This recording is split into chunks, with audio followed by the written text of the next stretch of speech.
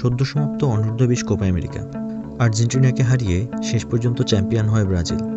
কিন্তু আর্জেন্টিনার বেশ কিছু প্লেয়ার, বিশেষ করে ফরওয়ার্ড লাইন আপের বেশ কিছু প্লেয়ার নজর কেড়েছে আলাদাভাবে। তার মধ্যে সবার আগে যে নামটি উল্লেখ করতে হয় তা হচ্ছে ক্লদিও এচেভেরি। যদিও ক্লদিও এচেভেরি আর্জেন্টিনার বয়সভিত্তিক টিমে একটি পরিচিত নাম, তবু এই অনূর্ধ্ব-20 কোপা আমেরিকার মাধ্যমে তিনি লিওনেল স্কালোনির বিশেষভাবে নজর কেড়েছেন, আর যার ফলস্বরূপ প্রথমবারের মতো ক্লদিও এচেভেরি আর্জেন্টিনা দলে ডাক পেল। ব্রাজিল ও উরুগুয়ের বিপক্ষে এই মাসে যে বিশ্বকাপ বাছাইপর্বের খেলা রয়েছে তার জন্য সদ্য ঘোষিত প্রাথমিক দলে এচেভেরিকে ডেকেছেন স্কালোনি।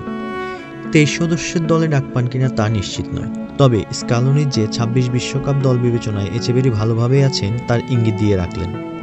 আসলে দলে নাম্বার 10 পজিশনে যদি লিওনেল মেসির মতো প্লেয়ার থাকে তাহলে সেই জায়গায় এচেভেরির সুযোগ পাওয়াটা খুব কঠিন। তবে মেসির বয়স বিবেচনায় 26 বিশ্বকাপে যদি মেসিকে কোনোভাবে রিপ্লেস করতে হয়, কে হবেন মেসির পারফেক্ট রিপ্লেসমেন্ট সেটা দেখার বিষয়। তবে স্কালোনি যে এচেভেরিকেও সে দৌড়ে নামিয়ে দিয়েছেন সেটা বলাই বাহুল্য।